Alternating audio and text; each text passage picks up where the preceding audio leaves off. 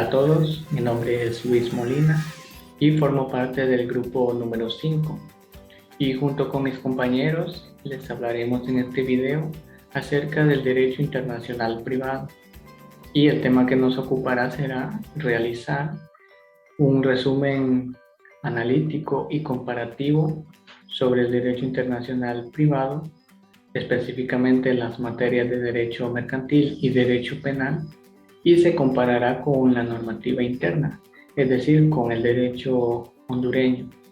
Nosotros somos estudiantes de la carrera de Derecho en la Universidad Nacional Autónoma de Honduras, en el Valle de Sula. Esta clase, Derecho Internacional Privado, es impartida por el abogado Edgardo Flores Figueroa. Es importante, antes de pasar al análisis, conocer un poco sobre el derecho internacional privado, qué tipo de derecho es este, en qué se diferencia con el derecho internacional público, de qué se ocupa y cuáles son sus antecedentes para comprenderlo mejor y entender mejor el análisis. Así que yo les hablaré un poco acerca de qué es el derecho internacional privado. Pues el derecho internacional privado es el derecho que regula las relaciones o las controversias que puedan suscitar entre personas particulares de diferentes nacionalidades. El texto aquí nos dice, regula las relaciones del derecho privado de carácter individual para los casos sometidos a diferentes jurisdicciones. De este texto podemos sacar 3 características que deben de tener el derecho internacional privado para que se diferencie del derecho internacional público. La primera característica es que debe de regular relaciones de derecho privado. Las relaciones de derecho privado son el derecho civil, el derecho mercantil, incluso el derecho laboral. Otra de las características que debe de tener el derecho internacional privado es que las controversias deben de ser controversias individuales, pues si son controversias entre estados o entre un particular y un estado o entre una empresa y un estado, son reguladas por el derecho internacional público. Siempre que intervenga un estado es el derecho internacional público el que se ocupa. Es por eso que una de las características es que deben de ser las controversias de carácter individual. Puede ser también una controversia entre una persona natural y una persona jurídica. La persona natural puede ser de Honduras y la persona jurídica, por ejemplo, puede ser de México. Entonces, es aquí donde entra el juego el derecho internacional privado para regular este tipo de situaciones. Y es por eso que la última característica nos dice que la jurisdicción debe de estar sometida entre dos estados, 2 jurisdicciones. Por eso les decía, puede ser una persona hondureña, puede ser una empresa mexicana, puede ser 2 personas, una hondureña, una mexicana, o pueden ser incluso 2 empresas, una mexicana, una hondureña o de cualquier otro país. Pero si así es un estado, por ejemplo, el estado de Guatemala tiene un problema con una empresa hondureña, entonces quien regulará esa relación o esa controversia es el derecho internacional público y no el derecho internacional privado. ¿Será que el derecho internacional privado regula el derecho penal? Se sabe que el derecho penal es un derecho público, pero el derecho internacional privado también puede regular el derecho penal, siempre y cuando se cumplan con las características que anteriormente vimos. Incluso el derecho internacional privado puede regular el derecho procesal y se tienen que cumplir 3 condiciones, además de las anteriormente vistas, 3 condiciones que también están muy relacionadas con las 3 vistas anteriormente. La primera condición es que sea un problema individual de derecho penal o de derecho procesal. Pues claro, si interviene un Estado, no sería derecho internacional privado, sino que derecho internacional público. La otra característica o la otra condición que debe de cumplir la controversia para que la regule el derecho internacional privado y no el derecho internacional público es que se determine que el derecho público regula únicamente relaciones de derecho público entre estados y no entre particulares. Entonces, con lo hablado hasta ahora, ¿de qué se ocupa el derecho internacional privado? Pues tiene dos ocupaciones. La primera ocupación que tiene el derecho internacional privado es de determinar la competencia judicial internacional. ¿Qué quiere decir esto? Pues que va a determinar ante qué tribunal se debe de plantear una demanda. Si hay una controversia entre un hondureño y un nicaragüense, el derecho internacional privado va a determinar a dónde se va a plantear la demanda, si en Honduras o si en Nicaragua. Y otra de las cosas que debe de ocuparse el derecho internacional privado es qué derecho se va a aplicar ante esa controversia. Si se ha determinado que quien debe de conocer es Nicaragua, se debe ahora de determinar qué derecho se va a aplicar, si el derecho de Nicaragua o el derecho de Honduras. Una vez visto las características y las definiciones del derecho internacional privado, vamos a conocer de sus antecedentes, cuál es el contexto, cómo nace, cómo surge, cómo se desarrolla. Esto es muy importante para comprender mejor el derecho internacional privado. Pues en la Edad Antigua no se tiene registros claros del derecho internacional privado, sino que únicamente viene a dar unas luces en el derecho romano con la creación del ius gentium o el derecho de gente. El derecho ius gentium era un derecho que los romanos le aplicaban a los extranjeros, o también llamados peregrinos, pues los romanos eran muy conocidos en clasificar a las personas y de acuerdo al tipo de persona le aplicaban un derecho. Por ejemplo, a los nacionales, a los ciudadanos romanos, le aplicaban el derecho civil o el ius civili, mientras que a los extranjeros le aplicaban el derecho de gente o el ius gentium.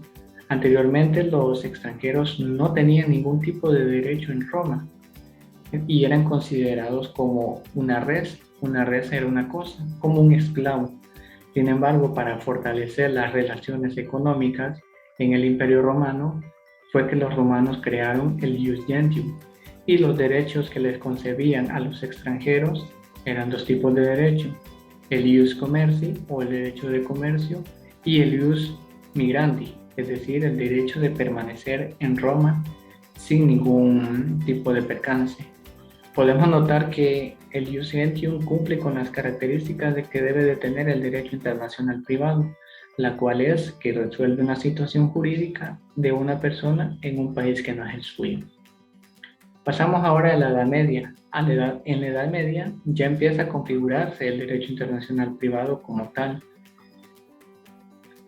En Europa empezaron a decaer los imperios, puesto que empezaron a invadir Europa los bárbaros y se empezó con la decadencia de imperios poderosos. Por ejemplo, el Imperio Romano empezó a ceder territorio a los bárbaros, pero una vez que los bárbaros ya habían conquistado casi toda Europa, para aplicar el derecho utilizaron un principio, el principio de personalidad del derecho. Es decir, que cada etnia, cada comunidad, cada cultura que conquistaban podían tener su propio sistema normativo. Y de este modo nace otro tipo de derecho u otro tipo de ficción jurídica, que es la professio iuri, por el cual cada persona tenía derecho a ser juzgada por su ley personal, es decir, por la ley de la comunidad a la que pertenecía. En la Edad Moderna ya se va desarrollando mucho más el derecho internacional privado. Ya en la Edad Moderna ya ha caído el Imperio Romano, pero hay un jurista que hace una recopilación de todos los textos romanos y las une en un solo texto llamado Corpus Iuris Civilis. Del Corpus Iuris Civilis nacen varias corrientes que empiezan a desarrollar el derecho internacional privado. Una de esas corrientes o escuelas es la escuela de los glosadores. Los glosadores lo que hacían era comentar e interpretar textos romanos. Ellos los consideraban actuales y vigentes y que se deberían de aplicar. Sin embargo, estos textos romanos chocaban con el derecho interno o los estatutos o el derecho local. Lo que al final decidieron los glosadores es que el derecho romano era de carácter general, es decir, que se aplicaba en todo el territorio, y era extraterritorial, y los estatutos, es decir, el derecho local, se aplicaba a un solo territorio en particular.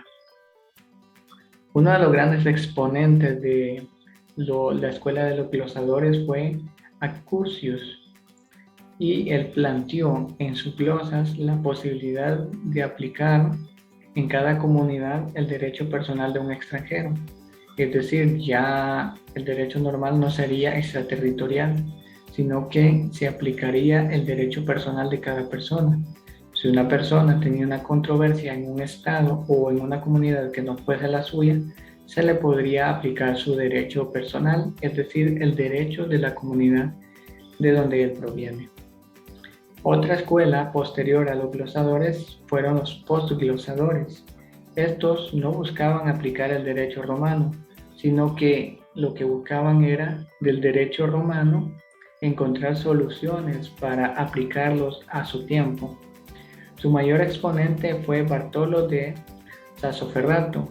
Bartolo de Sassoferrato propuso dos tipos de estatutos o dos tipos de leyes locales o dos tipos de leyes territoriales, los cuales eran los estatutos personales.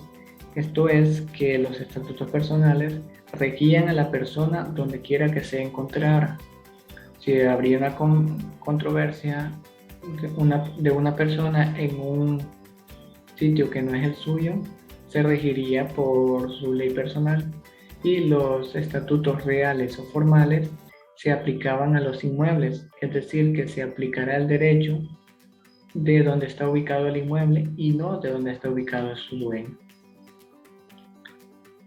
Luego aparecen otras escuelas que van haciendo crecer más el derecho internacional privado.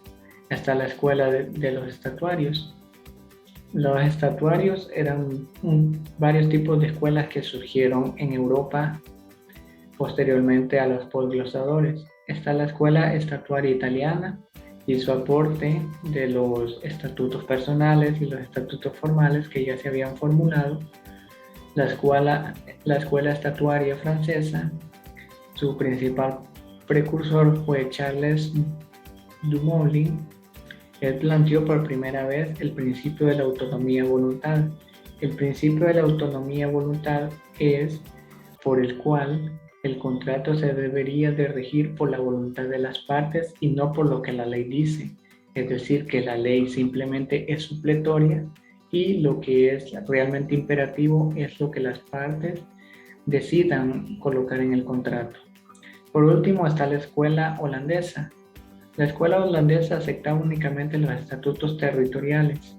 Sin embargo, por razones de diplomacia, le podemos llamar, fue adquiriendo y fue poniendo en práctica la llamada Comitio Gentium, que esta es una mutación del Jus Gentium.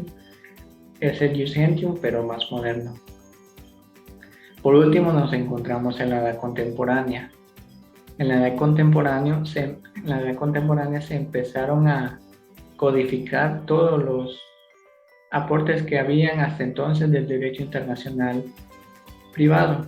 Es por eso que nace el primer código en la historia, que fue el Código Napoleónico, o también llamado Código Civil Francés. Este reflejaba pocos aportes al derecho internacional privado, pero al menos fue el que inició. Tenía aportes de los glosadores, de los postglosadores y de las escuelas estatuarias. En Europa se empieza a hacer vinculante el derecho internacional privado cuando se empiezan a firmar convenios en conferencias celebradas en El Haya a partir de 1893. En nuestro continente americano fue hasta la Sexta Conferencia Internacional de América, celebrada en La Habana, Cuba, en 1928, donde se creó el Código Internacional de Derecho Privado, o también llamado Código Bustamante, en honor a su creador, que fue el jurista cubano Antonio Sánchez de Bustamante y Cibrén. Este código de Bustamante es el que vamos a utilizar para realizar el análisis del cual se hablará más adelante. Atención, a continuación los fundamentos que se van a tomar en cuenta para realizar el siguiente análisis jurídico que van a realizar mis compañeros va a ser lo que les acabo de mencionar, el Código de Derecho Internacional Privado o también llamado Código de Bustamante. Por el derecho interno, la Constitución de la República, algunos reglamentos, el Código de Comercio y sus leyes auxiliares, el Código Penal y sus leyes auxiliares, entre otras más leyes que se van a ir explicando poco a poco. Y bueno, esta ha sido mi participación. A continuación los dejo con mis otros compañeros, los cuales ya van a entrar en el punto central de este video, el cual es el análisis comparativo del derecho internacional privado en las materias de derecho mercantil y derecho penal con el derecho interno o el derecho nacional de Honduras.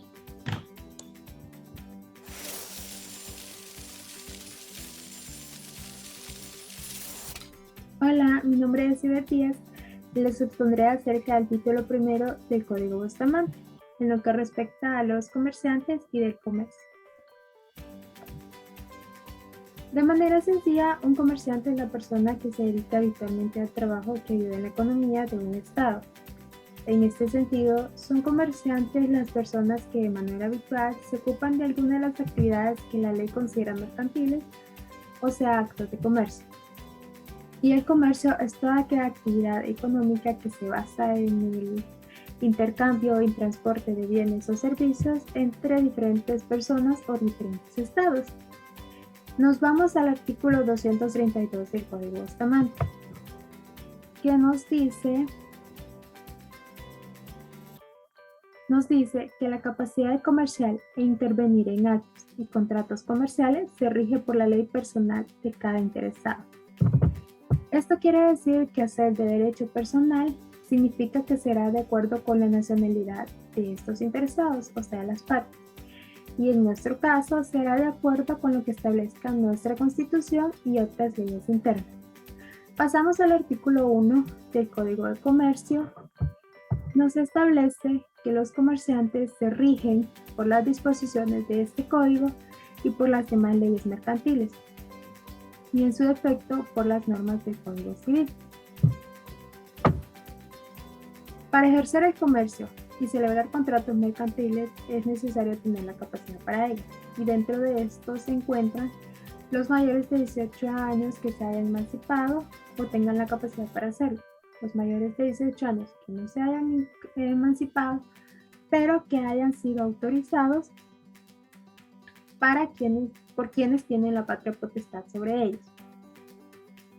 Continuamos ahora con el artículo 233 del Código Bustamante, que nos establece que las incapacidades y su autorización están subordinadas a la misma ley personal. Mediante estos artículos, el derecho internacional reconoce que la facultad de definir quién tiene capacidad para ejercer el comercio corresponde a la ley de cada estado. De la misma manera que también puede definir quién puede y quién no ejercer el comercio. Toda persona a ser comerciante en algunas ocasiones pierden este derecho por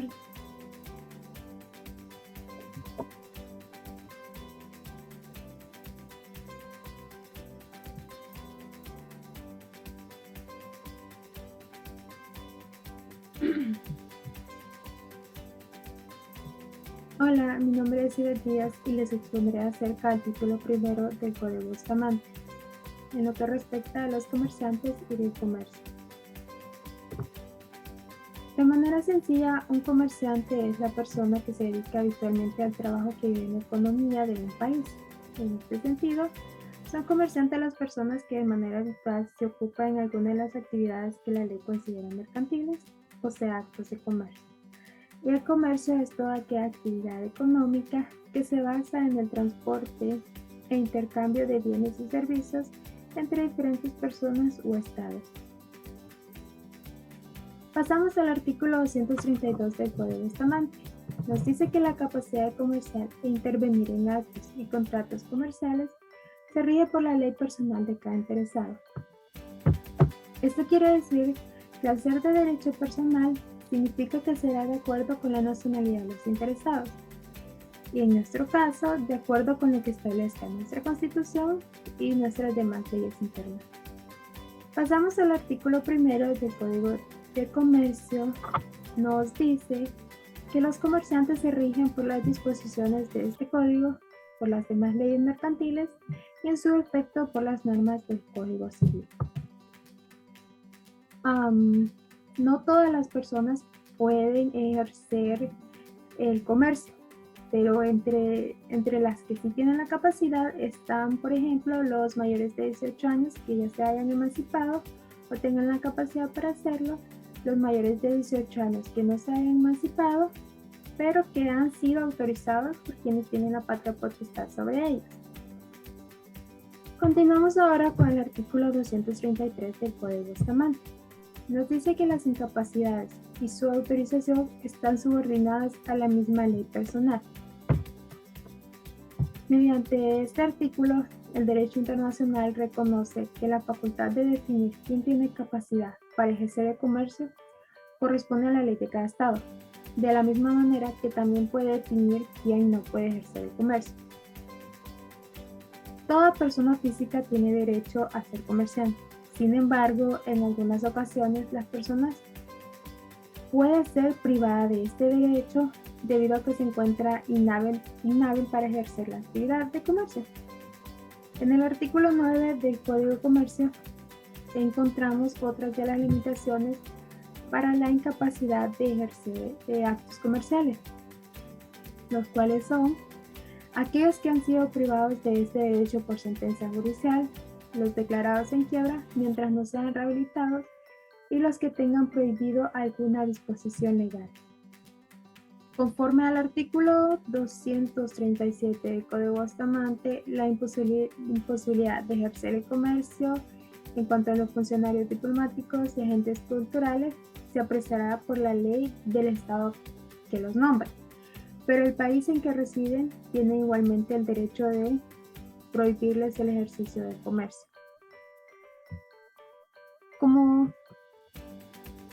Como se había explicado, a las personas que no pueden ejercer el comercio están sujetas a las disposiciones establecidas en el Código de Comercio. Sobre los funcionarios diplomáticos está establecido en la Convención de Viena sobre las relaciones diplomáticas, que el agente diplomático no ejercerá en el estado receptor ninguna actividad profesional o comercial en provecho propio. Sin embargo, es de importancia mencionar que nuestras leyes no hacen prohibición para realizar actos de comercio a los agentes diplomáticos. Únicamente menciona que no podrán ejercer actos de comercio las personas que se encuentran establecidas dentro del artículo 9 de nuestro Código de Comercio. La imposibilidad entre el servicio diplomático y consular y la imposibilidad para ejercer el comercio están determinados por la Ley del Servicio Diplomático y Consular de Honduras. El Código Bustamante también atribuye a la ley local la potestad de determinar estos casos. Nuestro Código de Comercio, en su artículo 44, establece que en el caso de las sociedades colectivas, los socios no pueden dedicarse por cuenta propia o ajena a negocios del mismo género. Pero también es similar a lo que establecen los artículos 151, 312 y 830 en relación a las otras sociedades mercantiles. Pasamos ahora a la cualidad de los comerciantes y de los actos de comercio. El artículo 239 del Código Bustamante establece que para todos los efectos de carácter público, la calidad de comerciante se determina por la ley del lugar en que se realizó el acto o se ejerció la industria de que se trate, lo que significa que las condiciones necesarias para ser considerado comerciante se determinará por la ley vigente en cada estado, asignando esta facultad a los órganos legislativos para determinar la forma en que en ese país se adquiere la calidad de comerciante y ante el derecho mercantil internacional. El artículo 2 de nuestro Código de Comercio nos dice que son comerciantes las personas físicas titulares de una sociedad mercantil y las sociedades constitutivas con carácter mercantil. Seguido de este, el artículo 240 del Código Bustamante establece que la forma de los contratos y actos mercantiles se someten a la ley territorial. En nuestro Código de Comercio se determina en su artículo primero que todos estos actos mercantiles y las costas comerciales se regirán por todas sus disposiciones.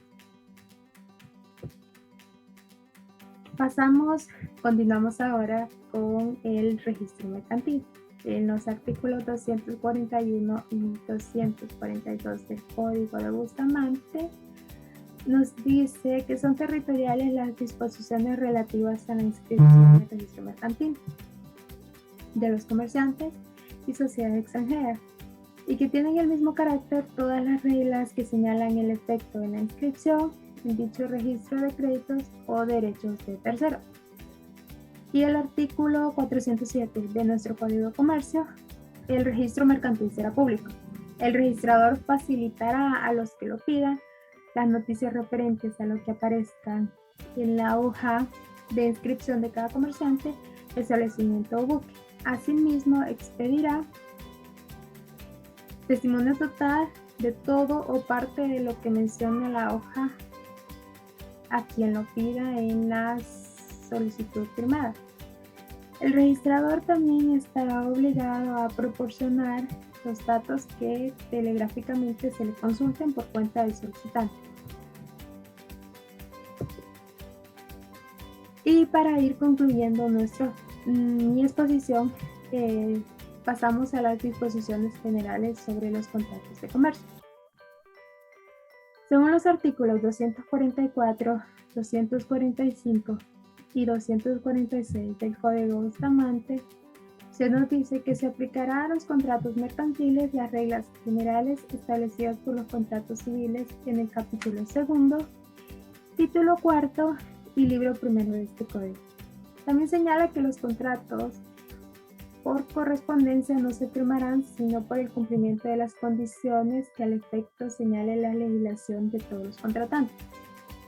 Y por último, que son de orden público internacional las disposiciones relativas a los contratos ilícitos y a los términos de gracia, cortesía u otros similares. Muchas gracias por su atención y esto ha sido mi exposición.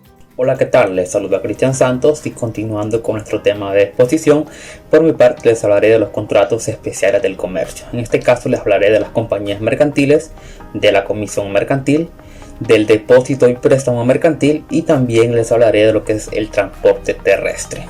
Hablemos del primero, de las compañías mercantiles.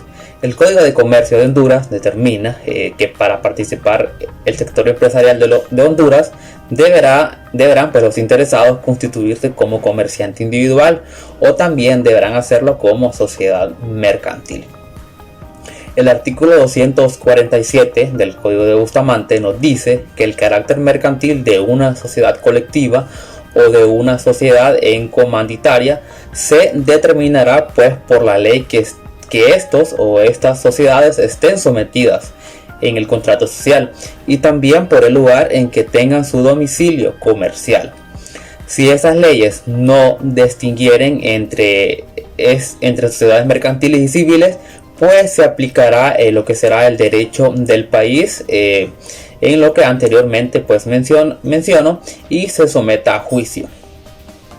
Las formas tradicionales de constitución de empresas en la actualidad los tipos de sociedades antes mencionadas están en nuestro país obsoletas y no se utilizan en la práctica para constituirse como sociedades mercantiles, pero las formas tradicionales de constitución que actualmente tenemos de empresas son lo que serían las sociedades de responsabilidad limitada, en sus siglas SRL, que bueno, es una sociedad de responsabilidad obviamente limitada, y la sociedad anónima SA, que es una sociedad representada por accionistas con responsabilidad limitada hacia ellos.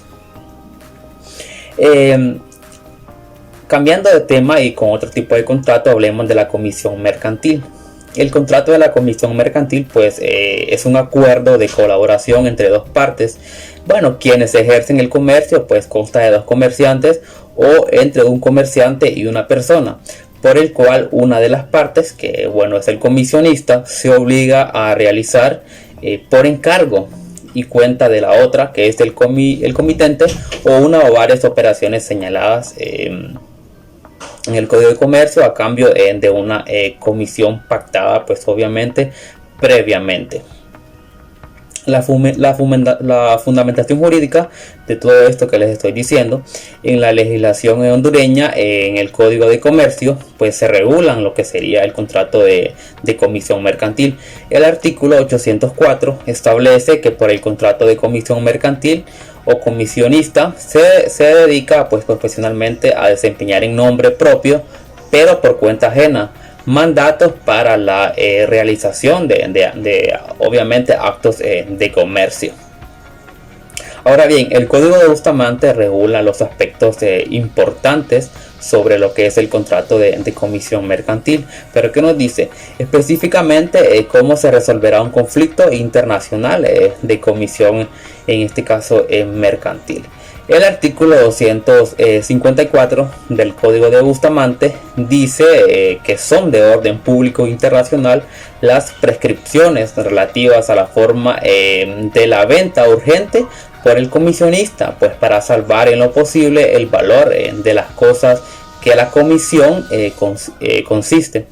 El orden público internacional se refiere pues a un medio, a un medio jurídico que permite a un Estado no reconocer pues ni aplicar el derecho extranjero en una situación situación concreta por ser contrario a pues obviamente al régimen jurídico y local, al régimen jurídico interno. Es decir, que este artículo bueno se refiere a que es un contrato de comisión mercantil. El comitente puede alegar que se apliquen pues las normas de su nación en lo referente a lo que serían las prescripciones relativas a la forma a la forma urgente por el comisionista, a la forma en este caso de la venta urgente por el comisionista, para salvar pues obviamente en lo posible el valor de las cosas que la comisión pues consiste o consista. Las normas internacionales pues lesionan obviamente su derecho. Entrando a otro tipo de contrato, hablamos de lo que sería el depósito y préstamos mercantiles. Bueno, en términos generales, por el contrato de depósito se entiende que es el acto en que se entrega una cosa corporal a una persona que se encarga de guardarla y restituir la misma cosa pues recibida. La persona que hace el depósito se llama pues depositante, y la persona que recibe se le denomina a este pues depositario. Obviamente siempre vamos a hablar de lo que es la fundamentación jurídica de todo esto, y la fundamentación jurídica de este contrato nos dice el artículo 842 del Código de Comercio. Dice que serán mercantiles los depósitos practicados en almacenes generales, o un ejemplo de ello serían los que los hoteleros y empresas similares reciban de sus clientes, y los dineros a título valores hechos en establecimientos bancarios, obviamente pues debidamente autorizados. Existen responsabilidades para el depositario, y el artículo 252 en el Código de Bustamante dice que las responsabilidades civiles del depositario se rigen por la ley del lugar del depósito. En este sentido, cuando el depósito se haga en Honduras, las leyes aplicables respecto a las responsabilidades del depositario pues serán las que establezca en este caso lo que es el Código de Comercio, o sea, nuestra legislación. Y pues estas son algunas de sus responsabilidades. Según el artículo 844 del Código de Comercio, dice que el depositario obviamente deberá custodiar la cosa con la diligencia más estricta y no podrá utilizarla y ni dejarla en depósito de otra persona, obviamente sin el consentimiento previo del depositante. Si circunstancias urgentes pues obligan a custodiar la cosa en forma distinta a la pactada, pues este deberá avisar inmediatamente al depositante de dicha acción. El préstamo mercantil, que es el mismo tema del que estamos hablando, el préstamo mercantil es una forma por el cual una de las partes entrega una cosa a otra, concediéndole los derechos de servirse de ella, con la obligación obviamente de devolvérsela. Y hablemos de la fundamentación jurídica de esto. El artículo 258 del Código de Bustamante dispone que son territoriales las disposiciones referentes al préstamo, con garantías de efectos cotizables, hecho en bolsa o intervención de agente colegiado o funcionario, en este caso oficial. Pero ¿qué dice nuestra legislación respecto al tema? El artículo 915 del Código de Comercio establece que el contrato de préstamo se reputará mercantil cuando sea otorgado por comerciantes dedicados a este negocio o por, en este caso, instituciones bancarias que realicen operaciones de crédito, aunque sea otorgado a favor de personas no comerciantes. Hablemos del próximo contrato y el último en este caso, en lo cual me concierne, que es del transporte terrestre. Hablemos del transporte terrestre. La esencia del transporte internacional es la importación y exportación por carretera de mercancías o pasajeros entre empresas que se encuentran en dos países distintos. Diríamos que a través de camiones, furgones, rastras, autobuses, microbuses, trenes u otros pues análogos. ¿Qué dice la fundamentación jurídica sobre esto? El artículo 259 del Código de Bustamante establece que en los casos de transporte internacional no hay más que un contrato regido por la ley que lo corresponda, según su naturaleza. Por su parte, hablando de otro artículo, siempre el Código de Bustamante dice que determina los plazos y formalidades para el ejercicio de acciones surgidas de este contrato y no previstos en el mismo. Obviamente se regirán por la ley del lugar en el que se produzcan los hechos de origen. Pero ¿qué dice nuestra legislación nacional en nuestro país? En Honduras, hablando del artículo 26 del transporte terrestre de Honduras, establece que el servicio de transporte terrestre internacional de pasajeros y de cargas está regulado por lo que es el instituto, y de conformidad a esta ley sus reglamentos y los respectivos convenios y demás instrumentos internacionales aplicables. Observando el principio de reciprocidad, este tipo de servicios únicamente pues puede prestarse en el país si la unidad pues recorre una ruta determinada desde un punto a otro punto, sin que sea permitido el abordaje de pasajeros o de carga cuyo punto de origen y destino pues sea dentro del territorio del estado. El mismo artículo que antes les mencionaba continúa diciendo que, entendido que únicamente los furgones, las rastras, cisternas, remolques y contenedores que porten placas de los países adscritos a los convenios de integración suscritos pueden prestar el servicio de transporte de carga de tránsito dentro del territorio del estado de un punto dentro de esta hacia otro destino dentro de cualquiera de dichos países o viceversa. En esta ocasión es todo de mi parte y les dejo con mi compañero que les continuará hablando parte del tema. Muchas gracias.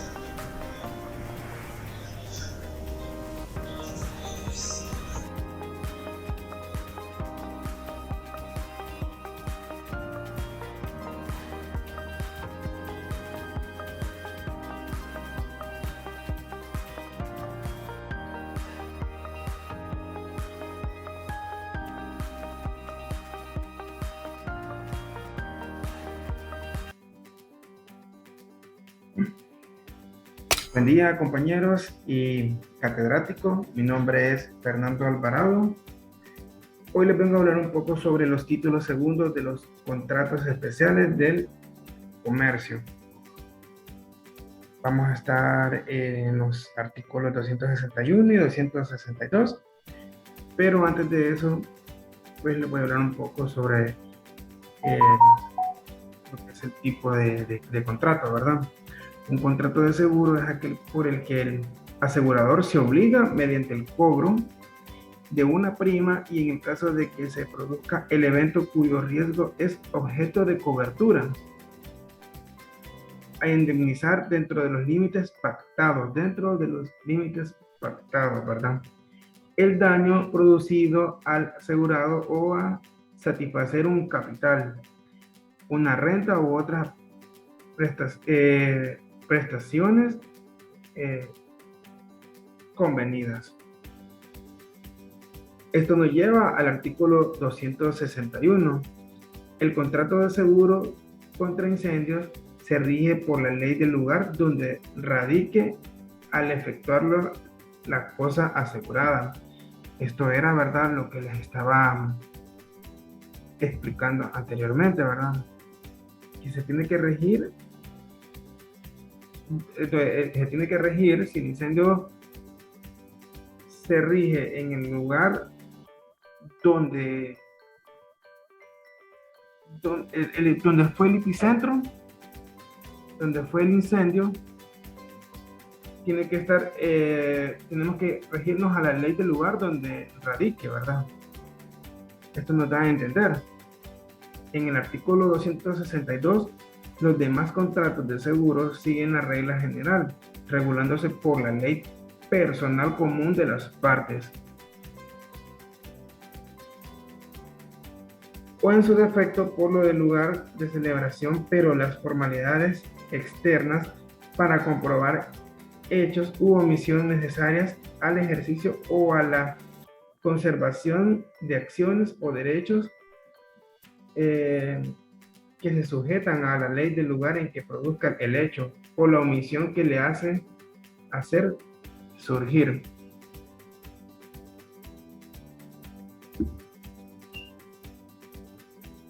Ok. Del contrato y letras de cambio y efectos mercantiles análogos.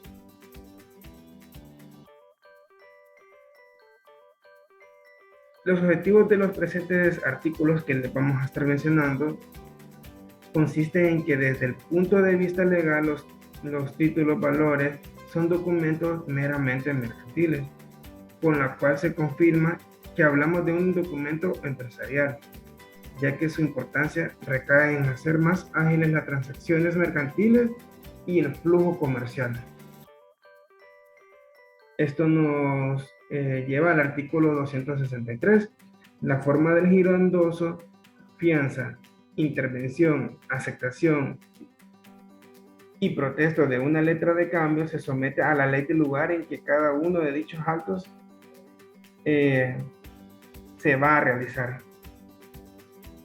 A falta de convenio expreso o tácito, las relaciones jurídicas entre el librador y el tomador se rigen por la ley del lugar en que la letra se gira, ¿verdad?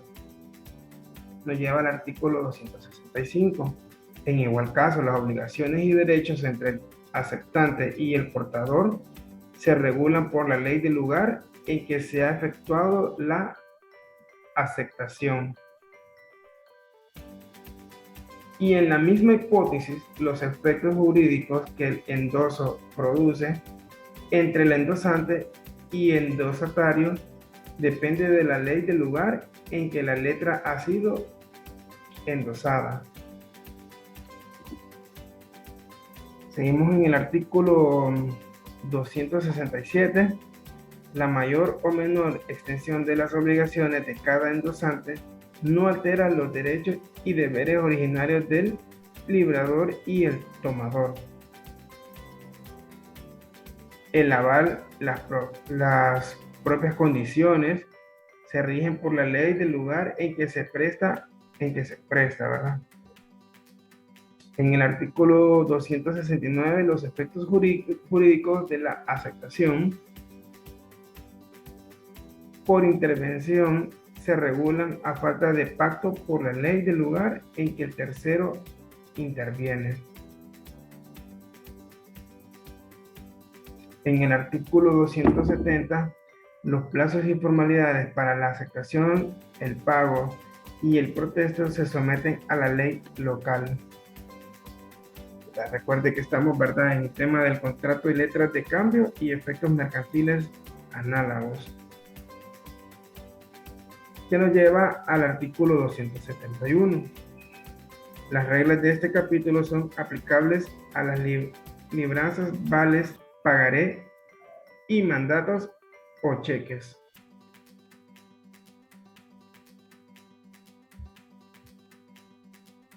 Bueno, y nos vamos con el tema de la falsedad, robo, hurto o extravío de documentos de crédito y efectos al portador.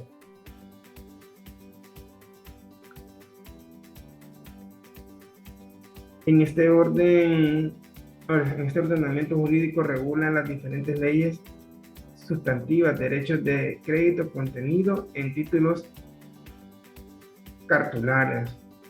El ejercicio de estos derechos se encuentra condicionado a la posición de estos documentos, ¿verdad?, tan importantes. De este modo, la deposición del acreedor puede llegar a dos perjuicios. En primer lugar, la imposibilidad de efectuar su reclamación, y en el segundo lugar, consecuencia de lo anterior, el peligro de que esta reclamación de modo fraudulento la puede efectuar un tercero. Partiendo de esta problemática, el ordenamiento jurídico enumera una serie de motivos heterogéneos entre sí que tienen como efecto común la disposición de los documentos por parte del acreedor, circunstancias que exigen de la aplicación de determinados mecanismos legales de protección de su derecho a través del auxilio judicial. Para que nos quede un poco más claro, nos vamos a ir al artículo 272.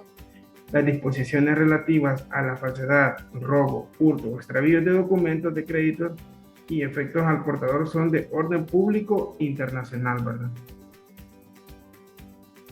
También nos lleva al artículo 273, la adopción de las medidas que establezcan la ley del lugar en que el hecho se produce, nos dispensa a los interesados de tomar cualesquiera otras que establezcan la ley del lugar en que esos documentos y efectos se coticen y del lugar de su pago.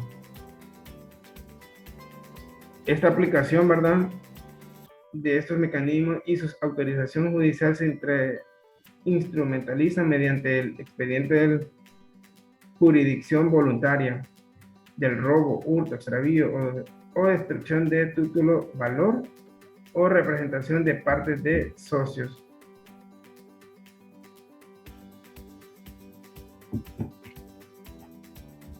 Bueno, y con estas breves explicaciones, ¿verdad?, unas explicaciones muy claras de estos temas muy importantes, como ser lo del título segundo de los contratos especiales del comercio, del contrato y letra de cambio y efectos mercantiles y análogos, de la falsedad, robo, hurto o extravío de documentos de crédito y efectos al portador, que este fue el último tema que expliqué. Pues me despido, espero que les haya quedado claro, ¿verdad?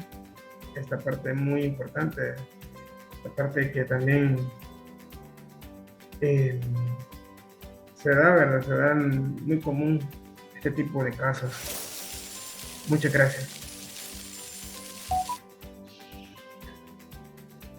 Muy buen día, mi nombre es Norma Janet Gutiérrez y en esta ocasión les expondré sobre el comercio marítimo y aéreo, encontrado en el título tercero, así como en el título cuarto, referente a la prescripción del Código de Comercio Internacional. Quiere decir, sin más, vamos a comenzar. El comercio marítimo y el comercio aéreo. Ok, la navegación marítima, la navegación marítima y aérea se constituye como una realidad internacional. Dicho enfoque se debe en gran medida al desarrollo moderno de las relaciones marítimas y aéreas y el hecho de que se desenvuelve en espacios internacionales que no están sujetos a la jurisdicción de ningún Estado, lo que sugiere la creación de normas especiales que tengan en cuenta exigencias propias del derecho marítimo y aéreo y que a la vez sean de carácter internacional. Surge, por lo tanto, la necesidad de un conjunto de reglas que den solución a los distintos problemas que puedan surgir de manera que se logre superar las particularidades de los ordenamientos jurídicos nacionales y por ello se constituye este conjunto de normas incluidas dentro del Código de Comercio Internacional que regulan las relaciones jurídico-marítimas y aéreas de los estados parte. Este conjunto de normas jurídicas regula los problemas que pueden surgir a raíz de las relaciones entre entidades dedicadas al tráfico marítimo o aéreo. Algunos temas que trata, entre otros, son contratos de fletamento, venta, hipoteca y locación de buques y aeronaves. Muy bien. Entonces, los buques y aeronaves. Empezamos este primer capítulo con el artículo 274, que manda la nacionalidad de las naves se prueba por la patente de navegación de registro y tiene el pabellón como signo distintivo. El derecho de enarbolar el pabellón nacional, o sea, el abanderamiento, no es más que una consecuencia del otorgamiento de la nacionalidad al buque. El pabellón es, pues, el signo distintivo aparente de la nacionalidad y constituye una exteriorización de la misma. Por el hecho de enarbolar el pabellón, se presume que el barco tiene la nacionalidad del Estado al que pertenece dicho pabellón. Sin embargo, el pabellón no es prueba decisiva de la nacionalidad, puesto que ésta se comprueba únicamente por los denominados papeles de a bordo o documentación buque. En general, el uso indebido y no autorizado del pabellón se castiga severamente, incluso con la confiscación de la nave. La función que desempeña la bandera es de innegable utilidad, porque esta permite desde luego la identificación de la nave en alta mar y en los puertos también. Esto trae como consecuencia la atribución de una serie de derechos y obligaciones a la nave, según la nacionalidad que ostente. Permite también que le sea otorgada protección en caso de guerra o en tiempos de paz y ayuda a la represión de la piratería, ya que se presume que una nave es pirata cuando navega sin pabellón y no puede demostrar una determinada nacionalidad. Otra consecuencia importante es que pabellón determina la ley aplicable a la nacionalidad que indica una forma particular de conexión entre el buque, como complejo de bienes y de relaciones jurídicas, y la ley del Estado, cuya bandera enarbola. Bueno, puede afirmarse que el buque lleva consigo el signo claro e inequívoco de la ley de que depende su régimen jurídico. Este capítulo de la ley nos aclara que las disposiciones establecidas en esta parte pues también son aplicables tanto a los buques como a las aeronaves. Ahora bien, perdonen, los contratos especiales del comercio marítimo y aéreo. Continuamos con este capítulo, con el capítulo 2 del título 3 del Código de Comercio Internacional, referente a los contratos especiales del comercio marítimo. Y es que en este código se regulan dos tipos de contratos calificados de especiales.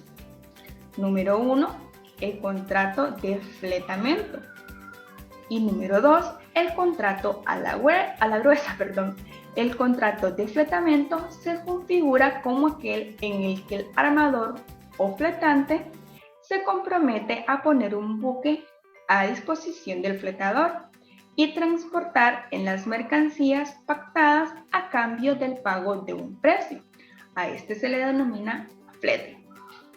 El contrato a la gruesa o préstamo a riesgo marítimo es aquel en el que bajo cualquier condición dependa el reembolso de la suma prestada y el apremio por ella convenido del feliz arribo a puerto de los efectos sobre este hecho o de valor que obtengan en caso de siniestro.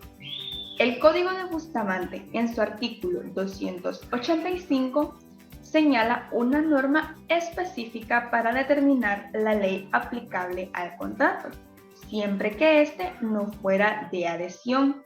El contenido de dicho artículo es el siguiente, y lo diré de forma textual, que dice así: el fletamento, si no fuere un contrato de adhesivo, se regirá por la ley del lugar de salida de las mercancías. Los actos de ejecución del contrato se ajustarán a la ley del lugar en que se realicen.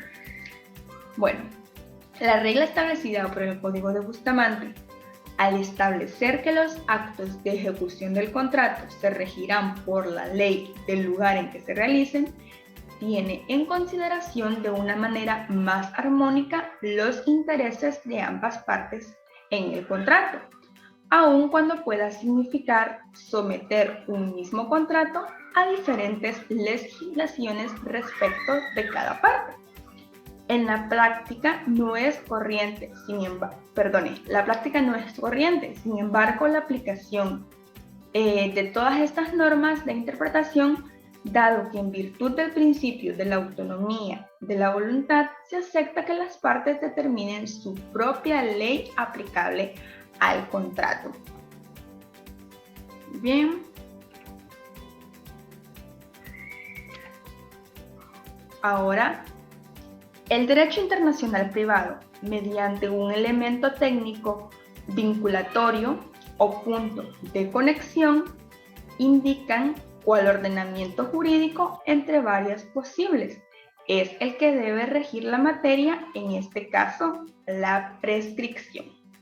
La prescripción y todo lo que concierna al modo de cumplir o extinguir las obligaciones que resulten de cualquier acto jurídico o contrato que haya que ejecutarse, se regirá por las leyes del lugar en que se encuentren situados, aunque los otorgantes sean extranjeros y aunque el acto o contrato no se haya ejecutado o celebrado en dicho país.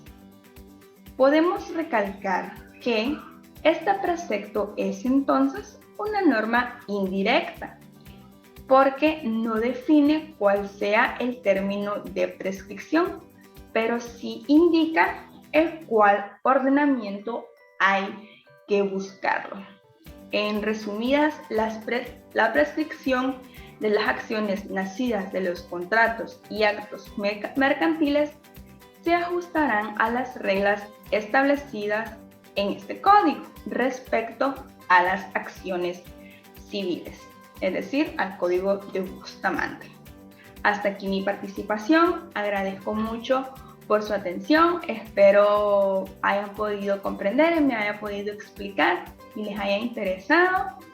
Los dejo con mis compañeros que les seguirá en la exposición. Muchas gracias. Que tengan un buen día.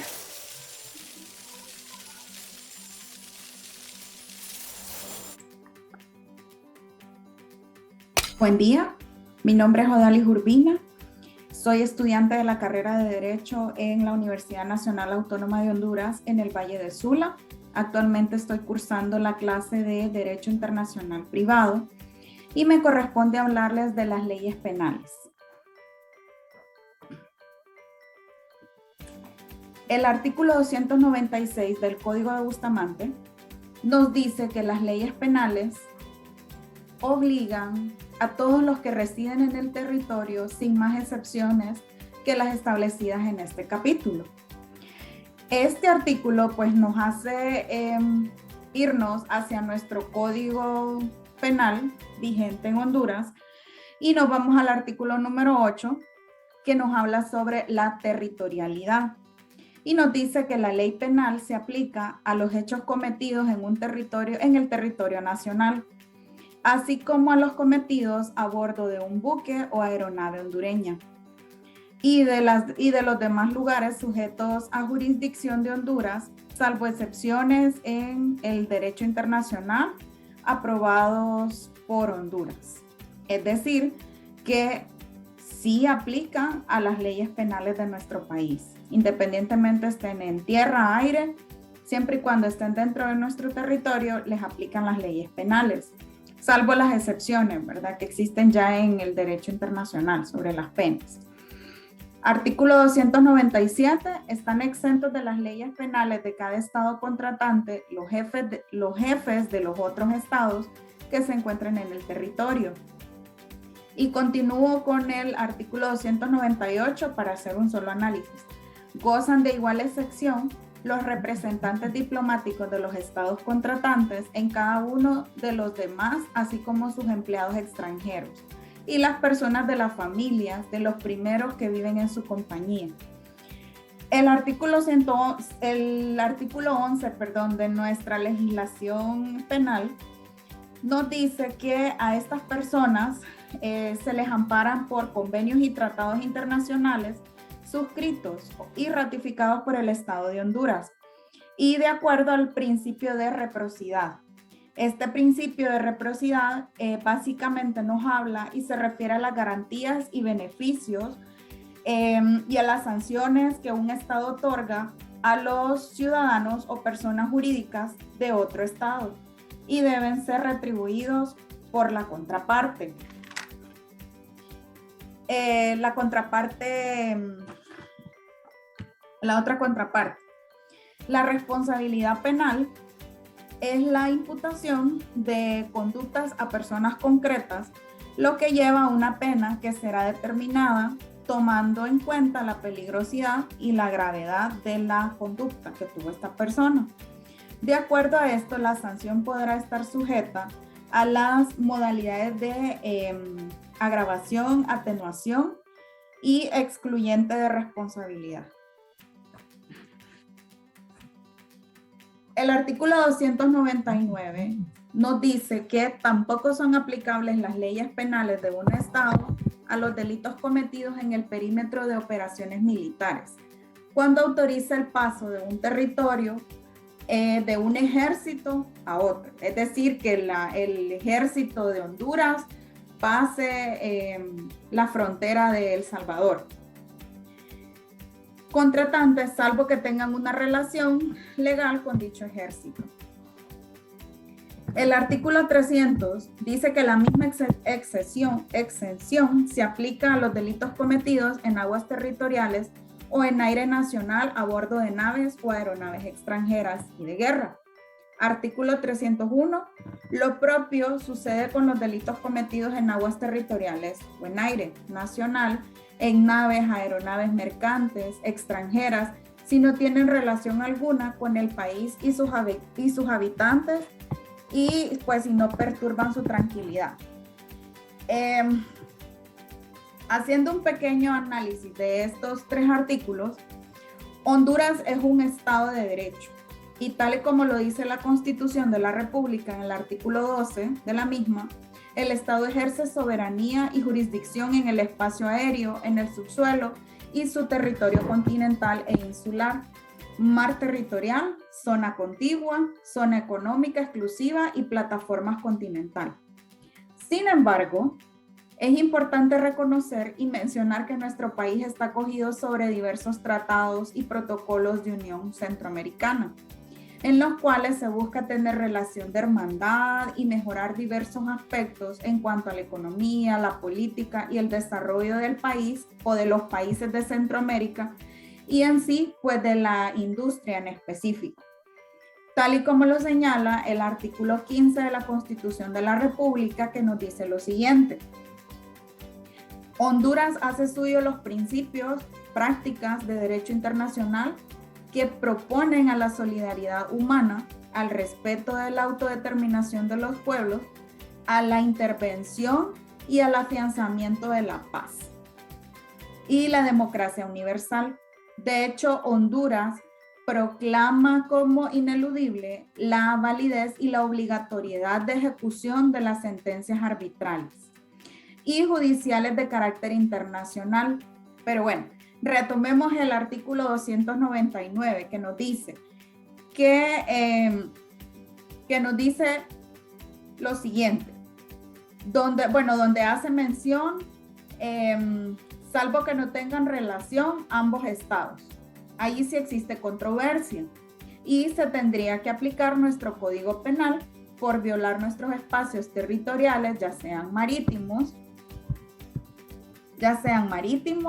aéreos o terrestres, o ya sea con actos de violencia, aunque estén en frente de guerra, simplemente por no tener autorización, y estarían violentando el Convenio de Ginebra, que básicamente lo que busca este convenio es proteger la integridad de las personas que por una u otra razón se ven afectados por las guerras, sin formar parte de ellas, como es el caso de los socorristas, los médicos de la Cruz Roja, que pues ellos andan en misiones de apoyo y salvaguardando vidas.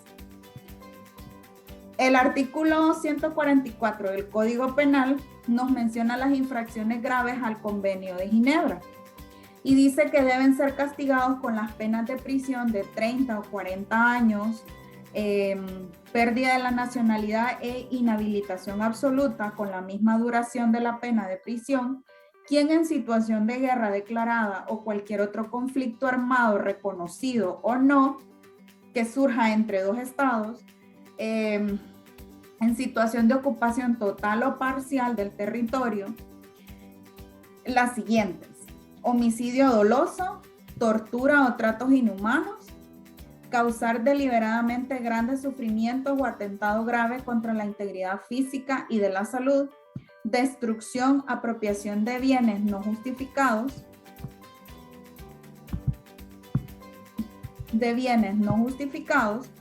forzar a un prisionero de guerra o a otra persona protegida a servir en las fuerzas del Estado enemigo, privar deliberadamente a un prisionero de guerra o a otra persona protegida de su derecho a ser juzgado. Son entre los de los delitos que son penalizados por no respetar este convenio.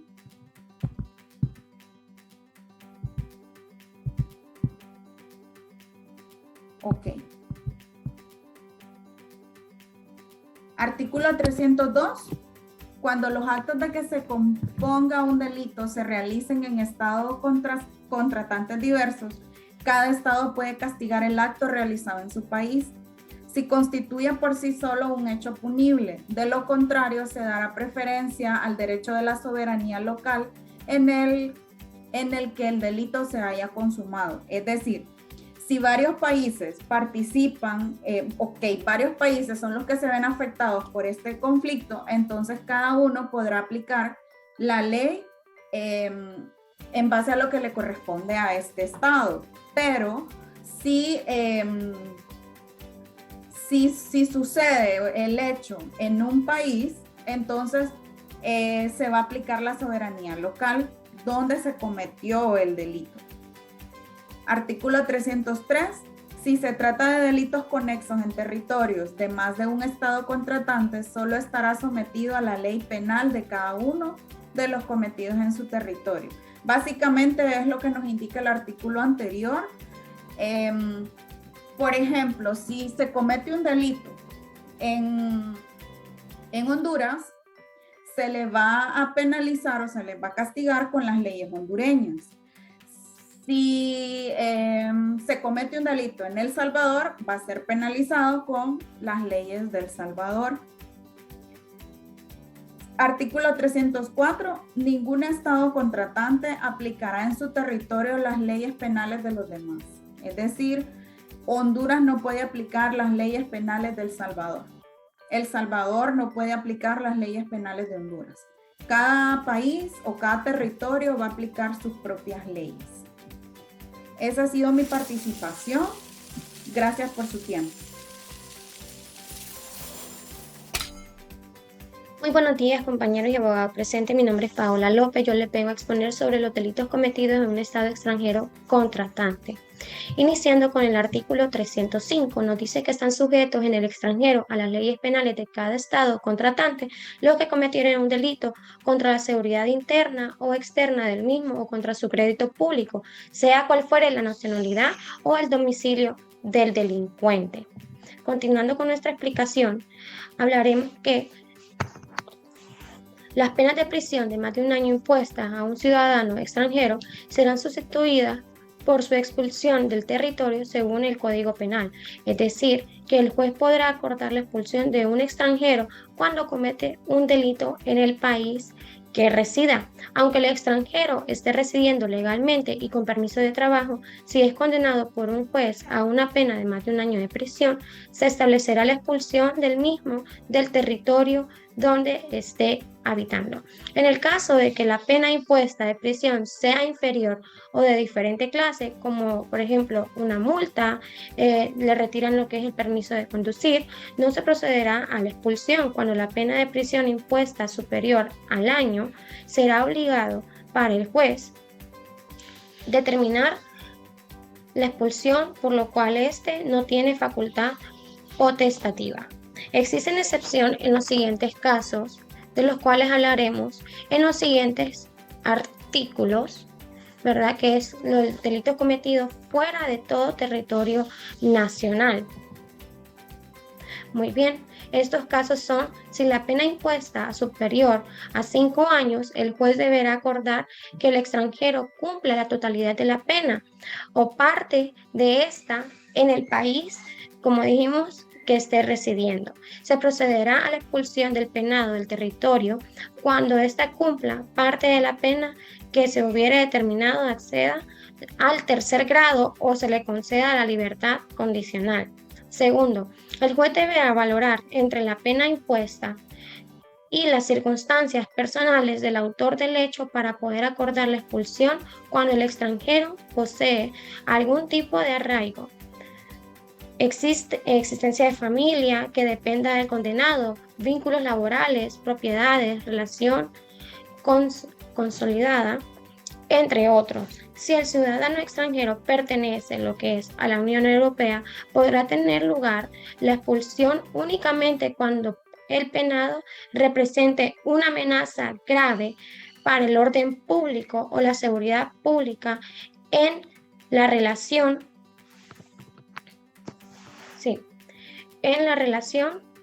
y circunstancias personales.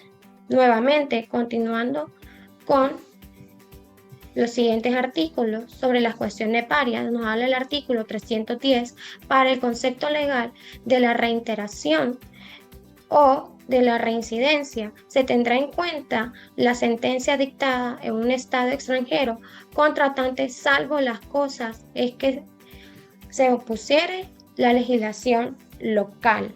Muy bien. En este, pues, nos dice que para la resolución de una cuestión de derecho internacional privado puede ser necesario resolver una cuestión previa o preliminar relacionada con la principal.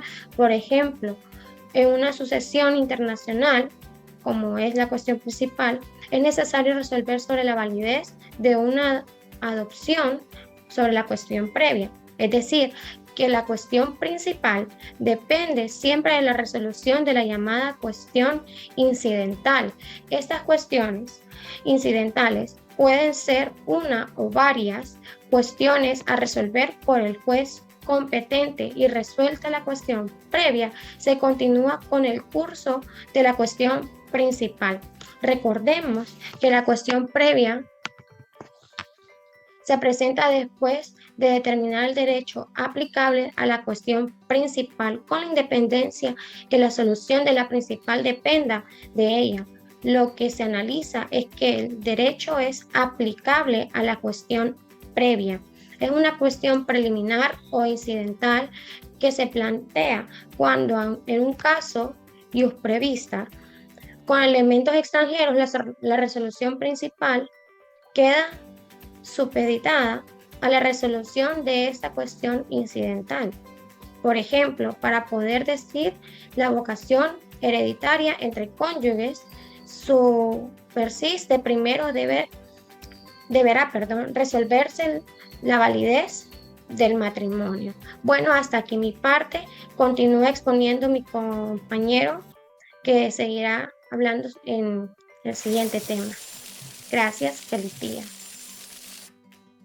Hola, mi nombre es Héctor Enrique Varías Rivera, y en esta ocasión, en esta oportunidad, vamos a hablar sobre un tema práctico relacionado al derecho penal internacional. Muy bien, sin más preámbulos, pues vamos a empezar. El caso práctico sobre el que hablaremos en este video es de la condena del ex policía Ludwig Criselaya Romero por el delito de narcotráfico. Quería comentarles que me pareció bastante interesante este caso, ya que podemos relacionarlo con el Código de Derecho Internacional Privado, o el Código de Bustamante como nosotros lo conocemos. Vamos a hablar un poco sobre el caso. Pues este juicio se llevó a cabo en Estados Unidos, en donde el ex policía resultó siendo culpable y siendo sentenciado a 12 años de cárcel por los delitos relacionados con el narcotráfico, o el tráfico de drogas, y el uso de ametralladoras y dispositivos destructivos. Este ex policía también se vio vinculado con el cartel que nosotros hemos escuchado, hemos conocido, hemos leído algunas cosas sobre este cartel llamado Los Cachiros.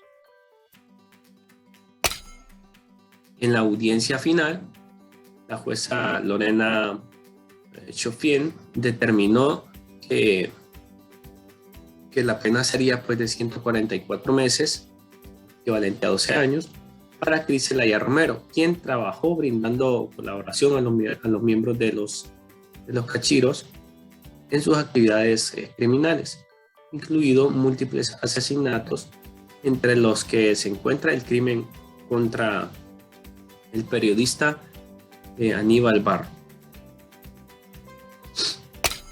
Este juicio participó Jackson Richman en representación de la Fiscalía para el Distrito Sur de Nueva York, y durante los argumentos de la defensa, el abogado de Criselaya mencionó que Honduras es un narcoestado donde predomina la corrupción, y en el que incluso el mismo presidente de la República, como Orlando Hernández, tiene vínculos con la narcoactividad. Bueno, Criselaya tuvo la oportunidad de brindar sus palabras.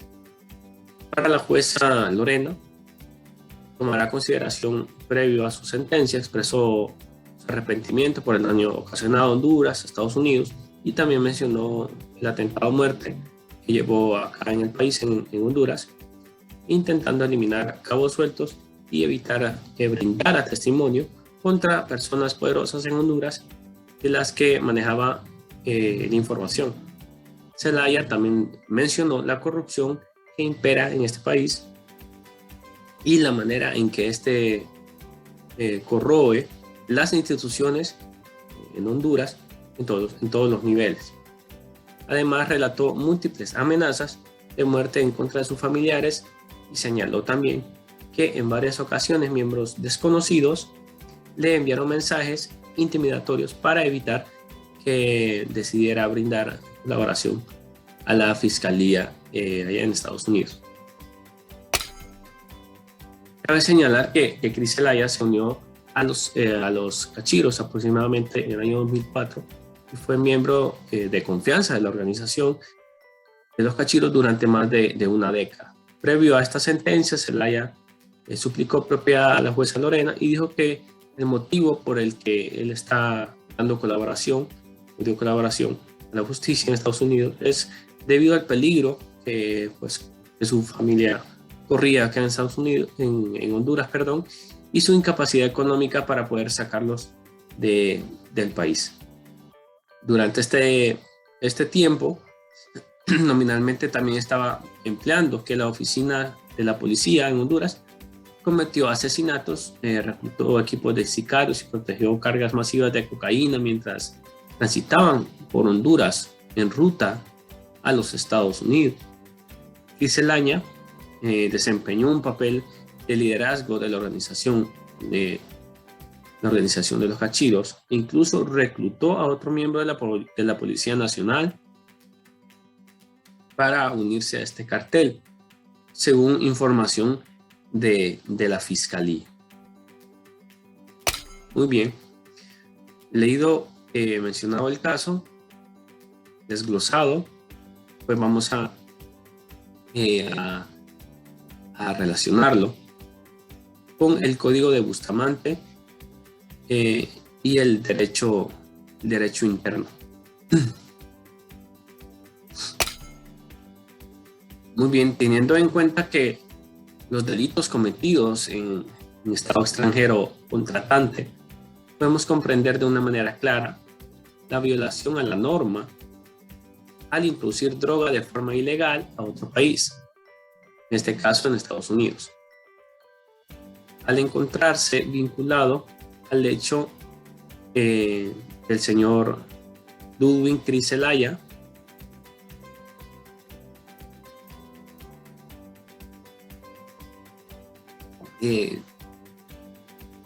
se produce la extradición.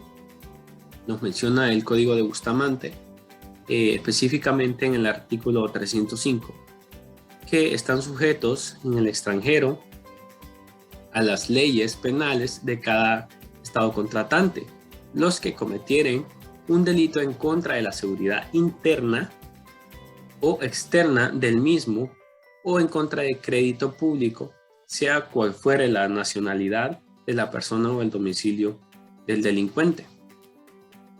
Al ser presentado ante la corte, el hondureño Ludwig Cris Zelaya queda sujeto bajo las normas penales de los Estados Unidos.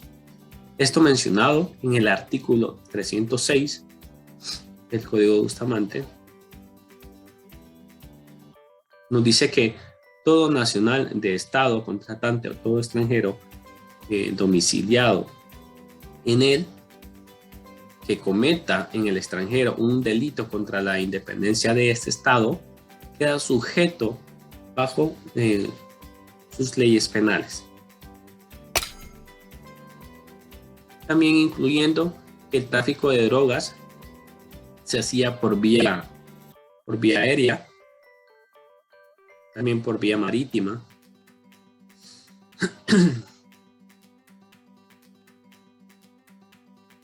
violando así de esta manera el derecho internacional que existe entre ambos estados. Pues al introducir este tipo de transporte por ser buques, helicópteros o a otro estado sin autorización alguna, o este tipo de delitos que es mencionado en el Código Bustamante en su artículo 308, que nos dice que la piratería, la trata de negros, el comercio de esclavos, la trata de blancas, la destrucción, el deterioro de cables submarinos y otros delitos de la misma índole contra el derecho internacional cometidos en alta mar, en el aire libre o territorios no organizados aún en Estado, se castigarán por el captor de acuerdo con sus leyes penales.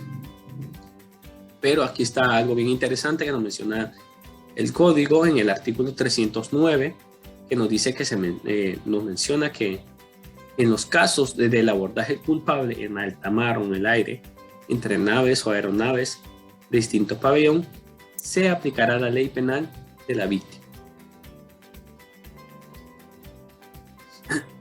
Cabe mencionar que el único que podía tener conocimiento del juicio y su proceso, y de igual manera el que podía juzgar al señor Ludwig, era la Fiscalía del Distrito Sur de Nueva York, ya que este es el competente para poder juzgar al hondureño, como nos menciona el Código de Bustamante en el artículo 343, que nos dice que no están sujetos en lo penal a la competencia de los jueces y los tribunales de los estados contratantes, la persona y los delitos y las faltas que no alcanzan la ley penal del respectivo estado.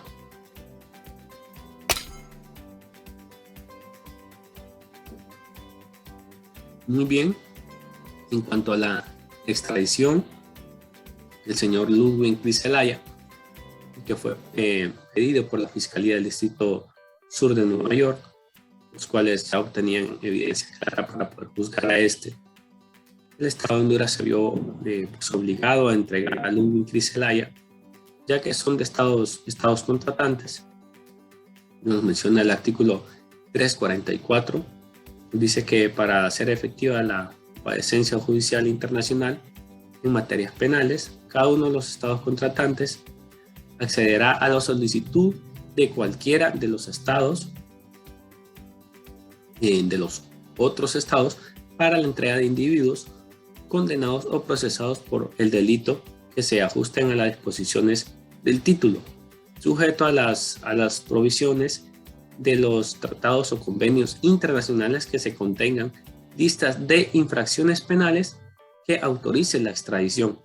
También en el artículo 345 dice que los estados contratantes no están obligados a entregar a sus nacionales. La nación que se niegue a entregar a uno de sus ciudadanos estará obligado a juzgar.